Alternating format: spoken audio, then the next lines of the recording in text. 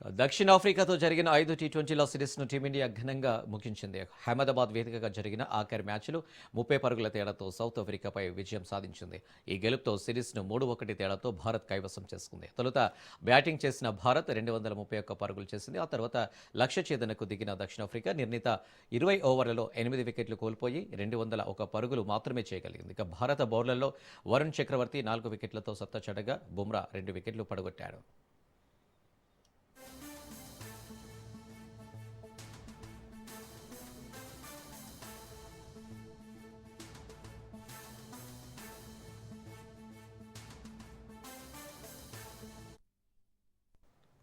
భారత్ నిర్దేశించిన 232 పరుగుల భారీ లక్ష్యంతో బరిలోకి దిగిన దక్షిణాఫ్రికాకు ఓపెనర్లు క్వింటన్ డికాక్, రీజా హైండ్రిక్స్ శుభారంభం అందించారు. డికాక్ దూకుడుగా ఆడి భారత బౌలర్లపై విరుచుకుపడ్డాడు.